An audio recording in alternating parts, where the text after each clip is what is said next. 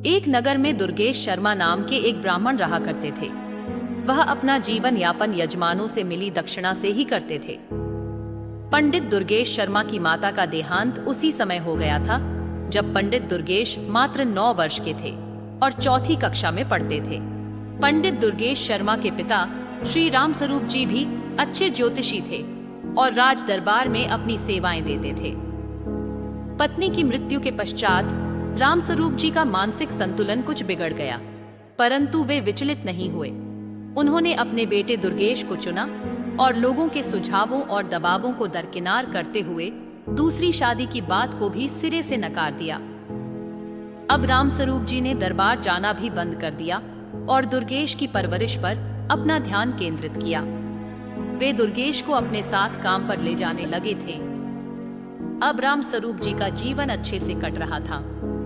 वे दुर्गेश की शादी के लिए एक सुशील कन्या की खोज करने लगे, लेकिन होता वही है जो विधि का विधान होता है। एक दिन काम से घर लौटते समय राम स्वरूप जी की दुर्घटना में मृत्यु हो गई।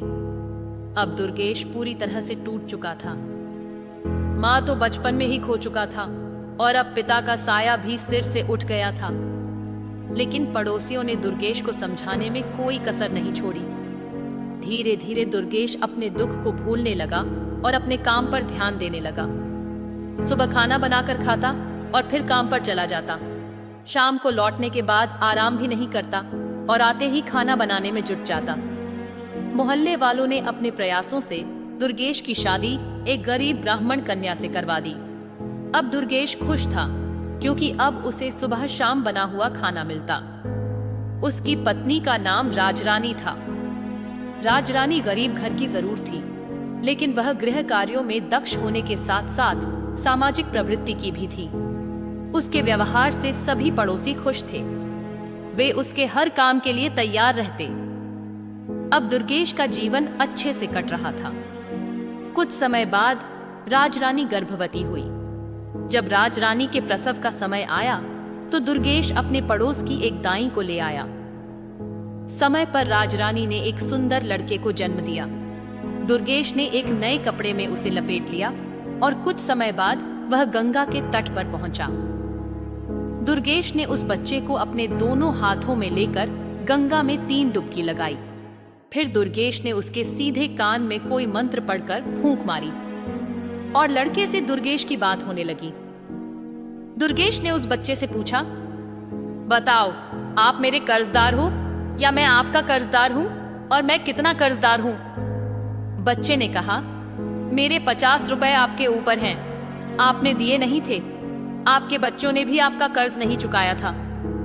इतना सुनकर पंडित दुर्गेश ने उसे 50 रुपए दिए और कहा, आपका और मेरा हिसाब चुकता हुआ। तब बच्चे ने कहा, हाँ, हिसाब पूरा हुआ। यह बात सुनकर दुर्गेश ने कोई मंत्र पढ़ा और उसके उल्टे कान में फूंक मारी और उसे गंगा में प्रवाहित कर दिया। उस समय दुर्गेश को बहुत दुख हुआ था, लेकिन राजरानी अपने पति दुर्गेश की बातों से पूर्ण संतुष्ट थी। जब राजरानी दोबारा गर्भवती हुई और समय पर एक सुंदर से पुत्र को जन्म दिया तो दुर्गेश ने उसके साथ भी वही करना शुरू किया। वह बच्चे को एक सफेद कपड़े में लेकर गंगा के घाट पर चल पड़ा। वहां पहुंचकर गंगा में घुस गया और बच्चे को गंगा जल में 3 डुबकी लगवाई। उसके सीधे कान में मंत्र पढ़कर फूंक मारी और बच्चे से बात की। उसने पूछा, हाँ भाई, देखो, हम गंगा जी में खड़े हैं और वचन देते हैं कि हम आपको अपने कर्ज से मुक्त करते हैं। मेरा और आपका सब हिसाब बराबर। बच्चे ने कहा, ठीक है, जब आप वचन दे रहे हैं तो ठीक है। इतना सुनकर दुर्गेश ने उसके उल्टे कान में फूंक मारी और बच्चे को पूर्व अवस्था में गंगा जी में ही प्रवाहित कर दिया।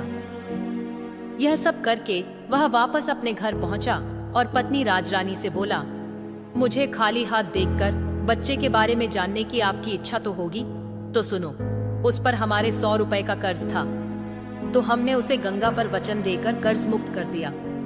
हम नहीं चाहते थे कि आगे चलकर वह हमें तड़पा कर जाए। राजरानी ने पूछा, ऐसा कैसे? दुर्गेश कहने लगा, जब से तुम मेरे घर में आई हो तुमने देखा ही है कि पंडिताई करके जो कुछ भी मिलता है उससे बचत नाम मात्र ही होती है। पर होती तो है, तो वह हमारे 100 रुपए जल्दी ही चुकाकर हमें रुलाकर चला जाता। हम आजीवन उसी दुख में जीते रहते। अब हमने कर्ज चुकाकर उसे भेज दिया और अभी मोह भी नहीं था, तो दुख कैसा? दुर्गेश की बातों को सुनकर राजरानी चुप हो गई। उसके पास उस समय कोई और विकल्प नहीं था। फिर भी राजरानी को बहुत दुख हुआ। वह अपनी व्यथा किसी से नहीं कह सकती थी, लेकिन अंदर ही अंदर दुखी जरूर रहती थी। अब वह पहले जैसी हंसमुख नहीं रही। उसका कमल जैसा चेहरा मुरझाने लगा था। सामाजिक होने के कारण लोगों को उसकी चिंता थी। एक दिन एक बुढ़िया जो उसकी पड़ोसन थी, उससे कारण जानना चाहा। राजरानी उस बुढ़िया को बहुत मानती थी, इसलिए वह उसके आग्रह को ठुकरा न सकी और अंततः कहने लगी, देखो राजो, हमारा राजा बहुत दयालु है और वह सभी की सुनता है। कल तुम मेरे साथ चलना और राजा को सब बताना। राजरानी ने उससे कहा, ठीक है माँ जी। अगले दिन जैसे ही दुर्गेश अपने काम पर गया तो पड़ोसन बुढ़िया आ गई और उससे बोली, चलो राजो। राजरानी तो तैयार बैठी थी। वे दोनों राजा के दरबार पहुंच गईं। वहां पहुंचने के बाद राजा ने उसकी सारी बातें ध्यान से सुनी। बातें सुनकर राजा ने उस बुढ़िया से कहा, अब ये जिम्मेदारी तुम्हारी है कि आगे जब इसे बच्चा होने को हो तब तुम मुझे सूचना देना। और राजरानी से कहा, तुम भी भूल मत जाना, इस बुढ़िया को याद से मेरे पास भिजवा देना। इसी आशा में दोनों अपने घर आ गईं। राजरानी और पड़ोसन बुढ़िया राजा से आश्वासन मिलने के बाद निश्चिंत हो गईं। लेकिन राजरानी अपनी दोनों संतानों के बारे में सोचकर ही सिहर जाती, जिनका मुंह भी उसने अच्छी तरह से नहीं देखा था। पर पंडित दुर्गेश को तो कोई दुख ही नहीं था। वह जो कर रहा था अपने भविष्य को ही सोचकर कर रहा था। दुर्गेश ने अपने असीमित प्यार और स्नेह से राजरानी को महान दुख से उबार लिया। अब दोनों में परस्पर प्रेम की धारा बहने लगी। इसी का प्रताप यह हुआ कि राजरानी ने तीसरी बार गर्भ धारण किया। राजरानी ने अपनी पड़ोसन बुढ़िया के माध्यम से राजा को भी संदेशा भिजवा दिया। राजा ने उसको समझा दिया कि चिंता मत करना, जब प्रसव होने वाला हो मुझे सूचित कर देना, मैं सब कुछ अपने आप देख लूंगा। राजरानी खुश होने के साथ साथ पिछली यादों और परेशानियों के चलते पूर्णतः खुश नहीं रहती थी। वह हर समय अपनी तीसरी संतान की चिंता में डूबी रहती थी। समय समय पर उसकी पड़ोसन आकर उसे समझा जाती। इस तरह धीरे धीरे गर्भावस्था पूरी हो गई और प्रसव का समय भी आ गया। राजरानी ने दुर्गेश से कहा, आप पड़ोस वाली बुढ़िया माँ को मेरे पास छोड़कर दाई को बुला लाओ। दुर्गेश पड़ोस की बुढ़िया को राजरानी के पास छोड़कर दाई को बुलाने चला गया। राजरानी ने बुढ़िया से कहा, माँ जी, आप राजा को खबर कर दो, इसलिए मैंने आपको पहले ही बुला लिया है। जब तक दाई आई तब तक राजा भी वेश बदलकर दुर्गेश के घर के पास पहुंच गया और इधर उधर टहलने लगा। कुछ समय के पश्चात शिशु के रोने की आवाज आने लगी। तभी दुर्गेश अंदर गया और एक साफ नए कपड़े में उसे लेकर घर से निकल गया। जब राजा ने दुर्गेश को बाहर निकलते देखा तो राजा भी उसके पीछे पीछे एक निश्चित दूरी बनाकर चलने लगा। कुछ समय के पश्चात दुर्गेश गंगा के तट पर पहुंच गया। बच्चे को लेकर वह गंगा में घुस गया और कमर तक जल में जाकर रुक गया। अब दुर्गेश ने बच्चे को 3 डुबकियां लगवाईं और उसके सीधे कान में कोई मंत्र फूंक मारा। अब बच्चा बात करने में सक्षम था। तब दुर्गेश ने उससे पूछा, बताओ, मेरा कर्ज तुम्हारे ऊपर है या तुम्हारा कर्ज मेरे ऊपर है, और कितना है? तो बच्चा कहने लगा, आपका मेरे ऊपर 50,000 रुपए कर्ज है, जिसे मेरे बच्चों ने भी चुकता नहीं किया था। दुर्गेश ने अपनी तसल्ली के लिए पुनः बच्चे से पूछा। राजा दूर से यह सारा दृश्य देख रहा था। अब दुर्गेश ने बच्चे को गंगा में डुबकी लगाना शुरू कर दिया। राजा कुछ करता उससे पहले ही दुर्गेश 3 डुबकियां पूरी कर चुका था। बच्चे को कपड़े में लेकर वह जल से बाहर निकलकर किनारे पर आ गया। अब दुर्गेश बच्चे को लेकर अपने घर की तरफ चल दिया।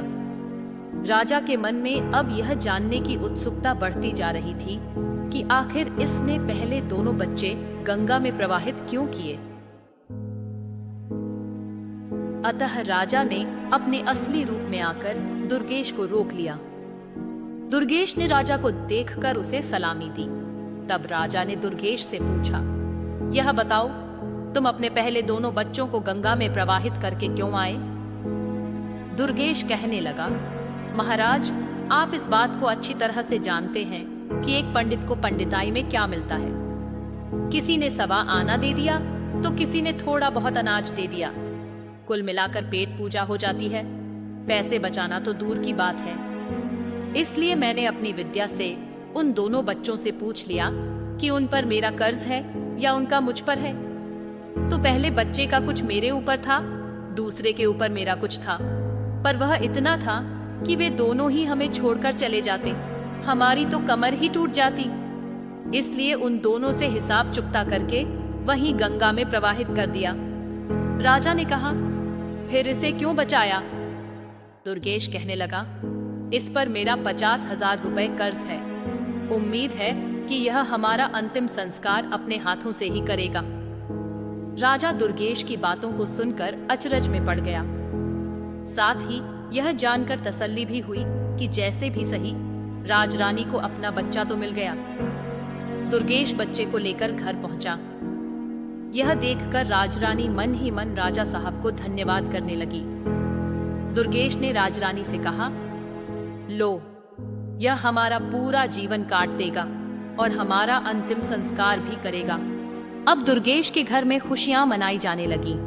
दुर्गेश ने अपनी सामर्थ्य के अनुसार एक प्रतिभोज की भी व्यवस्था की। दुर्गेश ने स्वयं ही उसका नामकरण किया। जन्म ग्रह नक्षत्र के हिसाब से उसके नाम का प्रथम अक्षर च था। अब बच्चे का नाम चंद्र प्रकाश रखा गया। मेष राशि और अश्विन नक्षत्र में जन्मे इस जातक की कुंडली बहुत भाग्यशाली थी। उसकी भाग्य रेखाएं भी बहुत प्रबल थीं। उसके जीवन में धन का अभाव तो था ही नहीं। चंद्र प्रकाश के जन्म के बाद से ही पंडित दुर्गेश के अच्छे दिन शुरू हो गए। पहले दुर्गेश को भरण पोषण के लिए भी काफी मशक्कत करनी पड़ती थी, लेकिन अब उसका गुजारा अच्छे से होने लगा था। उसकी पंडिताई अच्छे से चल रही थी। धीरे धीरे चंद्र प्रकाश भी चंद्र कलाओं की तरह दिन दूना रात चौगुना बढ़ने लगा। 5 वर्ष का होने पर उसे एक संस्कृत विद्यालय में दाखिला दिला दिया गया। चंद्र प्रकाश पढ़ने में बहुत तेज था। दुर्गेश शाम के समय अपना 1 घंटा बेटे को ज्योतिष सिखाने में लगा देते थे। चंद्र प्रकाश की बुद्धि विलक्षण थी। उसे जो मंत्र बताए जाते उसे कंठस्थ करना उसके लिए बाएं हाथ का खेल था। संस्कृत में प्रथा करने तक उसने अपने पिता दुर्गेश से ज्योतिष में भी पूरी दक्षता प्राप्त कर ली थी। चंद्र प्रकाश प्रथा करने तक एक अच्छा जवान हो चुका था। 14 वर्ष की उम्र में ही वह 18 का लगता था। दुर्गेश और राजरानी दोनों ही अपने पुत्र को इस तरह से बढ़ता देख मन ही मन भगवान का शुक्रिया अदा करते थे। राजरानी अपने पुत्र को निहारती और राजा का धन्यवाद करना नहीं भूलती थी। उसे तो यह पता ही नहीं था कि इसमें राजा का कोई योगदान नहीं है। दुर्गेश को अपनी पत्नी द्वारा किए गए उस षड्यंत्र का पता भी कुछ दिनों के बाद चल गया था, लेकिन दुर्गेश ने मन में विचार करके उस राज का पर्दा पड़ा रहने दिया। राजरानी जब जब उसके सामने राजा का धन्यवाद करती, दुर्गेश के चेहरे पर एक मधुर मुस्कान आ जाती।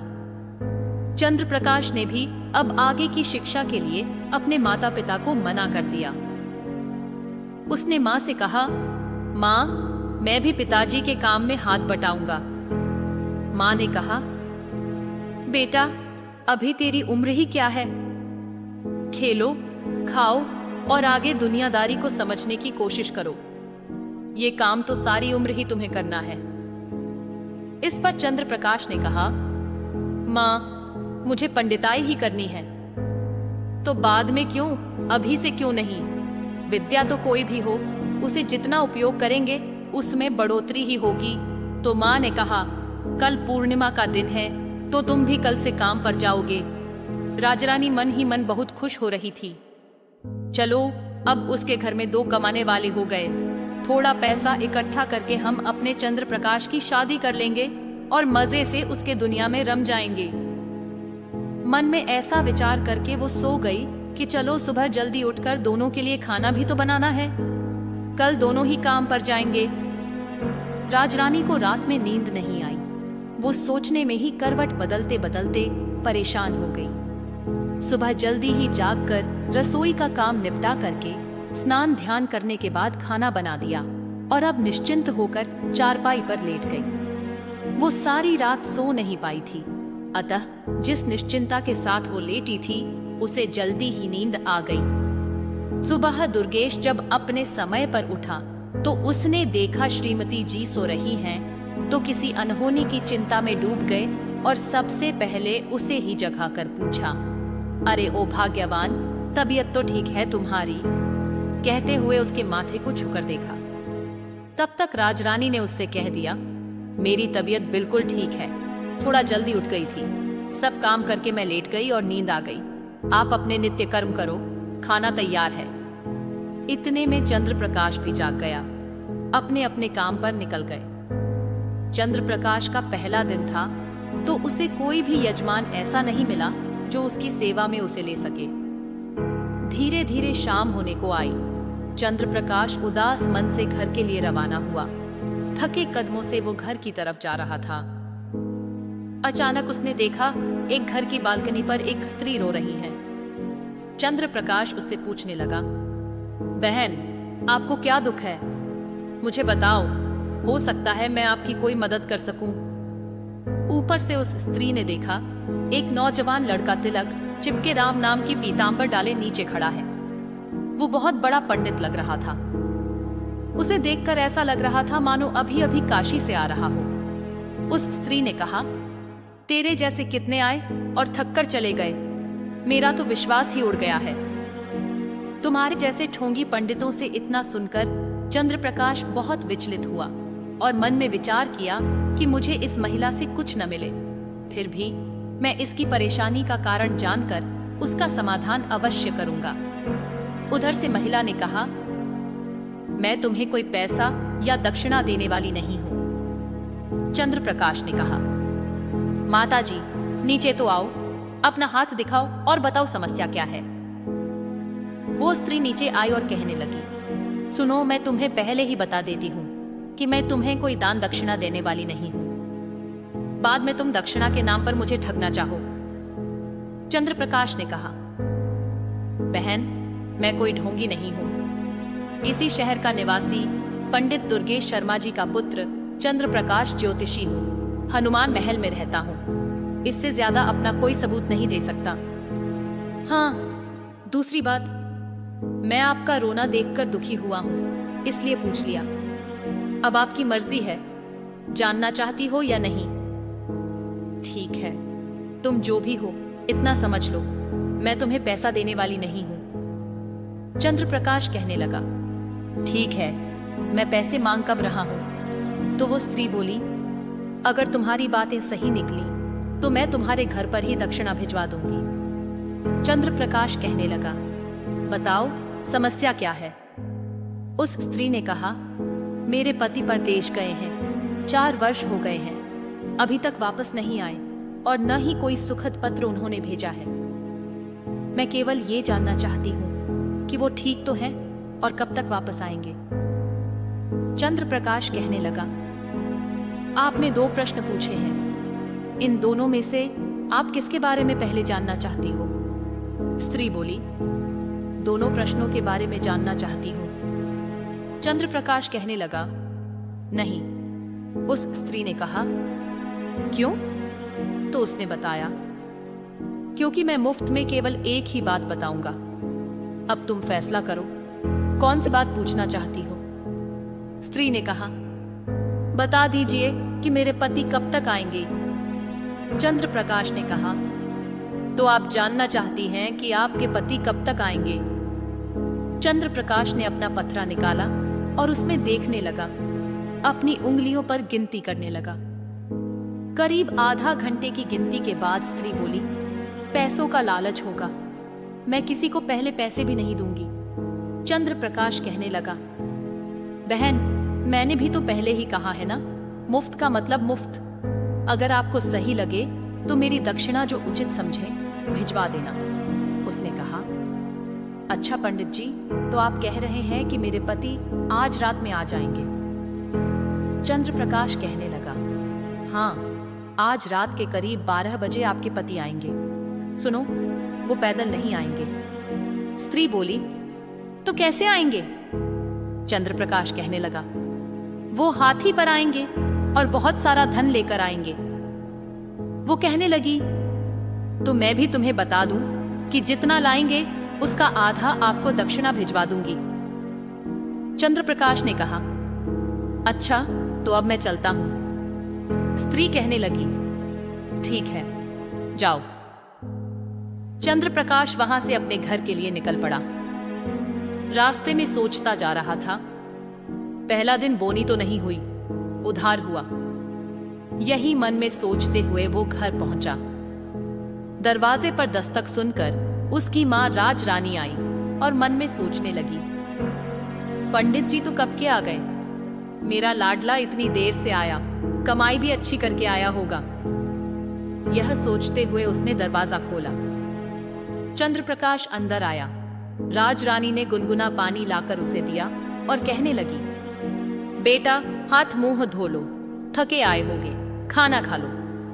वो कहने लगी, तुम्हारे पिताजी भी तुम्हारा इंतजार कर रहे हैं और भूखे बैठे हैं। चंद्र प्रकाश ने कहा, अच्छा माँ, मैं अभी हाथ मुंह धोकर आता हूँ। कुछ देर में चंद्र प्रकाश हाथ मुंह धोकर आया। राजरानी ने दोनों के लिए आसन लगा दिया और खाना परोसा। तभी राजरानी ने पूछा, बेटे, कैसा रहा तुम्हारा आज का दिन? चंद्र प्रकाश कहने लगा, माँ, बस बोनी तो हो गई, वो भी उधार। उधर वो स्त्री पति के आने की बात सुनकर खुश हो रही थी। उसने अपने पति के लिए कई तरह के व्यंजन तैयार कर लिए और अपने बिस्तर पर लेटकर पति का इंतजार करने लगी। तभी घड़ी की घंटी बजने लगी। उस स्त्री ने गिनना शुरू कर दिया। अभी 8 बजे थे।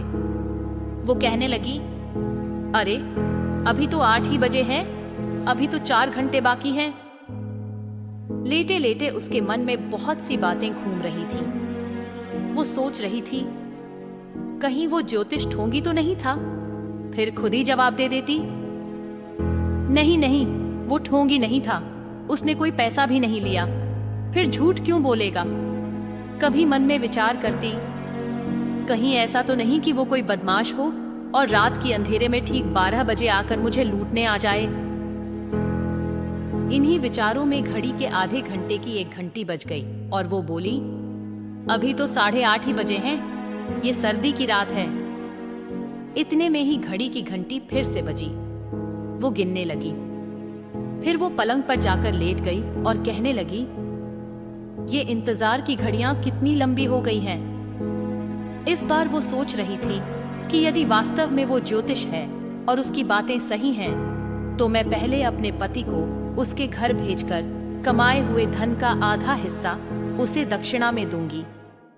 यही सोचकर उसे नींद आने लगी और वो सो गई। जब उसकी नींद खुली तो परेशान हो गई और बाहर बालकनी में आई, लेकिन ठंडा मौसम देखकर अंदर चली गई।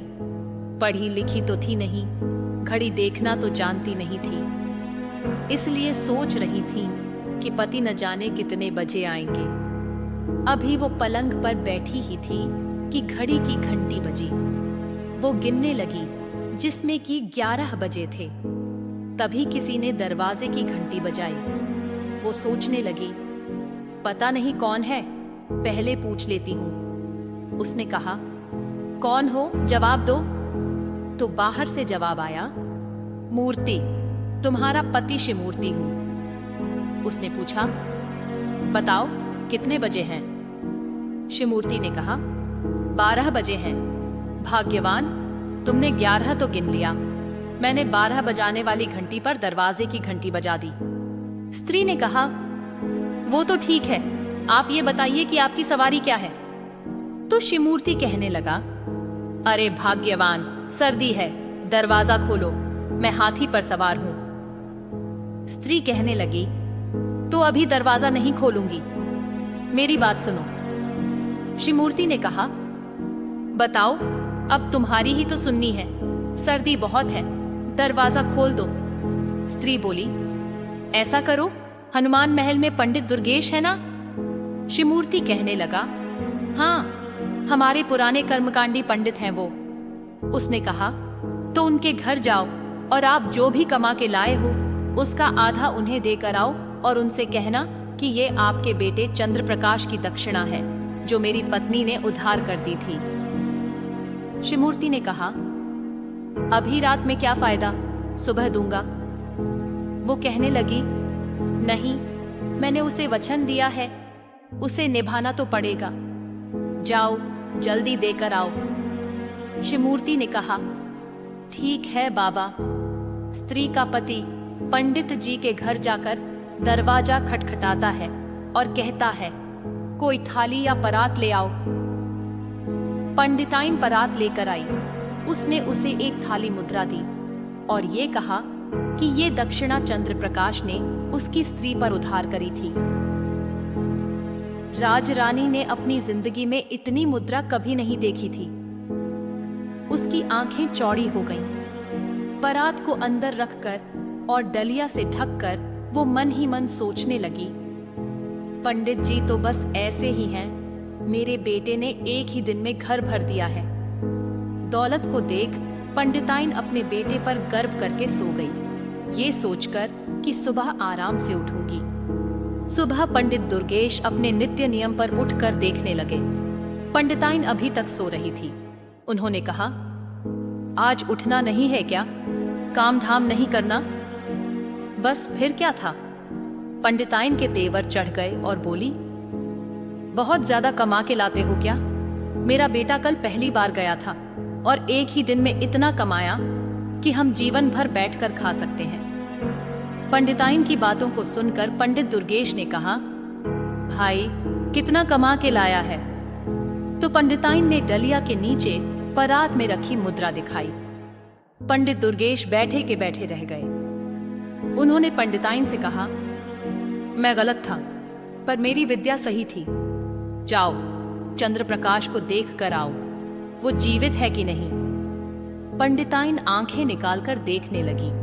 दुर्गेश ने कहा, आंखें मत निकालो, उसे देखो, उसने अपना पूर्व जन्म का कर्ज उतार दिया है। पंडिताइन ने लड़के के कमरे में जाकर उसे देखा और जोर जोर से रोने लगी। वो अपने पूर्व जन्म का कर्ज उतार कर जा चुका था। दोस्तों, आपको ये कहानी कैसी लगी कमेंट करके जरूर बताइएगा। अगर आपको ये वीडियो पसंद आई हो तो ऐसी ही और वीडियो देखने के लिए हमारे चैनल अच्छाई की राह को सब्सक्राइब जरूर कर लेना। धन्यवाद।